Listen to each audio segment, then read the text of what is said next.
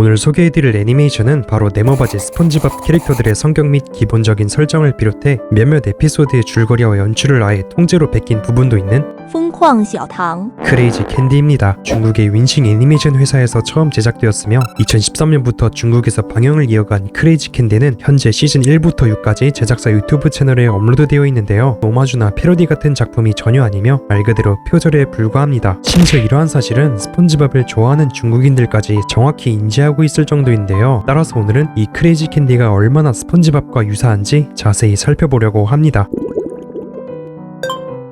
스폰지밥이 바닷속 세계라면 크레이지 캔디는 슈가월드라는 사탕, 초콜릿, 솜사탕, 젤리 등등 단내나는 간식들이 모여 사는 세계를 배경으로 합니다. 주로 등장하는 주인공은 마시오, 제키, 버바인데 마시오는 만약 모양이 사각형이었다면 진짜 스폰지밥을 떠오르게 하는 비주얼이며 소름 돋게도 쳐 웃는 방식까지는 스폰지밥과 똑같습니다. 원래 스폰지밥 뚱이, 징징이가 각각 천진난만함, 멍청함, 냉정함의 성격을 담당하는데 역시 이런 성격들을 그대로 때려박아 탄생한 표절 캐릭터들이죠. 게다가 얘네들이 서로 엎어지면 코달거리에 있는 가까운 이웃이라는 것은 물론 스폰지밥과 징징이가 함께 집게리아 식당에서 일하는 것처럼 크레이지 캔디에서는 얘네 셋 모두 만두 식당에서 함께 일하는데요. 식당 사장으로 나오는 캐릭터는 초코라는 여자인데 집게 사장의 역할을 맡고 있긴 하다만 성격까지 닮지는 않은 것 같더라고요. 이외에도 집게리아 식당 건너편에 있는 플랑크톤이 호시탐탐 집게리아를 염탐하고 자꾸 견제하려고 하는 것처럼 만두가게 바로 맞은편에 자리 잡은 식당이 만두식당과 서로 경쟁을 하는 상황이 나오기도 했었습니다. 얘가 라이벌 식당의 주인으로 나오는 듯한데 마치 플랑크톤 마냥 만두식당의 손님을 빼앗으려 하거나 회방을 놓는 등 멸치거리를 다하죠. 이렇게 기본적인 설정 및 성격들이 네모바지 스폰지밥과 유사하다고 느껴지지 않으시나요? 만약 글쎄라고 생각이 드신다면 괜찮습니다. 더 어메이징한 것들이 여러분을 기다리고 있으니 말이죠. 네모바지 스폰지밥에는 종종 등장하는 실사화 연출, 방울 트랜지션, 그리고 오프닝부터 등장하는 한스 등등 재미있는 요소들이 정말 많습니다. 아무리 창작성이 부족해도 그렇지 이것도 따라하겠어? 라고 생각했지만 진짜 이런 것까지 따라해버린 크레이지 캔디 제작진 오프닝을 비롯해 에피소드에서 사람의 손을 등장시켜 스폰지밥 한스의 연출을 어설프게 따라하고 방울이 보글보글 올라와 터지는 트랜지션은 알록달록한 사탕으로 바꿔버리고 심지어 재미를 부각시키려고 그랬는지 실사 장면까지 넣기도 했죠. 어떤가요? 만약 아직도 이러고 계신가요? 그렇다면 이것을 일단 한번 보시죠. 크레이지 캔디 시즌 1 24화에 나오는 장면입니다. 에너지 드링크를 떠오르게 하는 붉은 소가 연주를 끝낸 마시오에게 갑자기 달려들어 방으로 들어간 뒤부터 볼게요.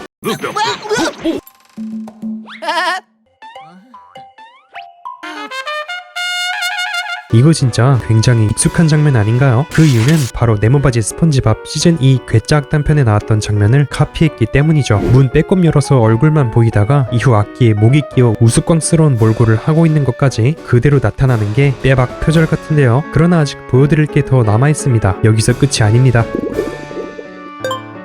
시즌2 요리왕 올림픽 마지막에 스폰지밥과 뚱이가 햄버거 위에서 대결을 펼쳤던 것 기억하시나요? 처음에 둘의 사이가 좋지 않았다가 서로 입은 팬티의 색깔을 통해 우정을 확인한 후 다시 베스트 프렌드의 사이로 돌아가는 것으로 마무리됩니다. 놀랍게도 크레이지 캔디에서 이 전개를 그대로 똑같이 따라했던 에피소드가 있습니다. 마시오와 제키의 다툼이 버바의 이간질로 인해 결국 둘이 맞짱을 뜨는 지점부터 시작입니다. 뚱이는 레몬을 눈에 묻히고 샤우팅, 제키는 레몬을 반으로 갈라 처묵한 뒤 샤우팅, 스폰지밥 뚱이는 근육나무로 변신, 마시오와 제키는 초사이언으로 변신한 뒤 오질나게 싸웁니다. 이렇게 싸우다가 스폰지밥 에피소드처럼 팬티가 벗겨지게 되고 색깔을 확인하더니 둘은 화해하고 이야기는 끝이 나죠. 플랑크톤과 집게가 얘네한테 어서 다시 싸우라고 외치는 것까지 그대로 베껴버리는 클라스를 넘어서 심지어 마지막 대사까지 똑같이 가져다 쓰는데 할 말을 잃게 만드네요.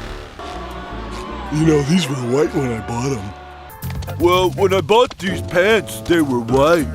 다음으로 스폰지밥 시즌2 예술은 힘들어 편과 비교해서 볼게요. 버바가 마시오에게 원을 그리는 법을 알려줍니다. 그런데 삐뚤삐뚤한 버바의 원과 달리 아주 완벽한 원을 그려내는 마시오. 슬슬 익숙한 냄새가 나는 것 같죠? 이후엔 스폰지밥 에피소드에서 나왔던 것과 마찬가지로 대리석 조각 수업을 진행하는데 뜻밖에도 정말 완벽한 조각을 읽어내어 극한의 재능충임을 증명한 마시오. 뭐 더 말이 필요할까요?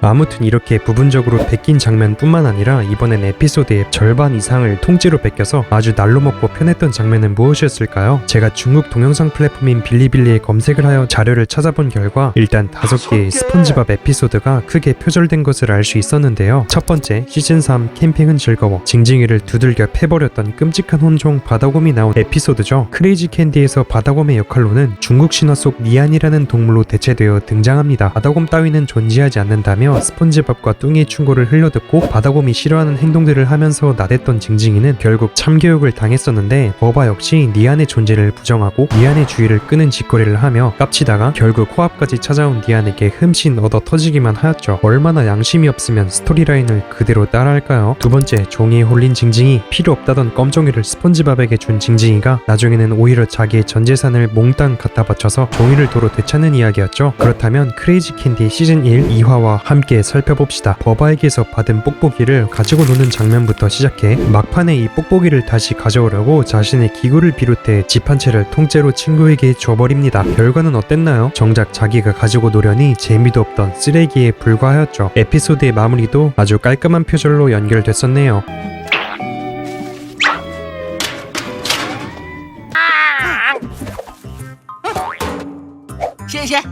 세 번째, 울퉁불퉁 스폰지밥. 지금부터는 컨트롤 C, 컨트롤 V가 된 핵심적인 장면들을 비교해서 여러분들이 곧바로 와닿을 수 있게 보여드리도록 하겠습니다. 저도 처음에 봤을 때 너무 똑같아서 깜짝 놀랐어요. 작은 연출 하나하나까지 따라하지 않으면 섭섭한가 봅니다.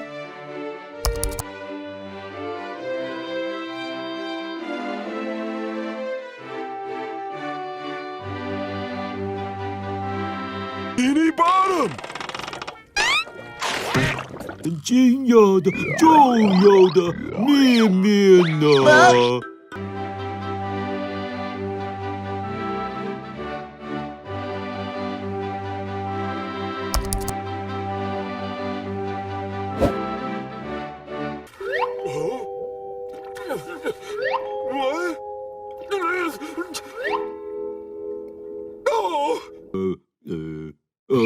怎么回事？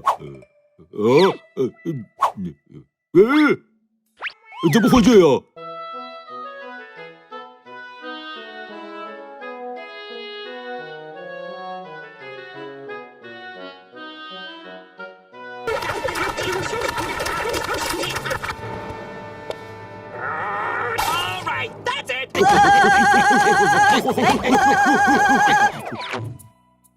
好吧。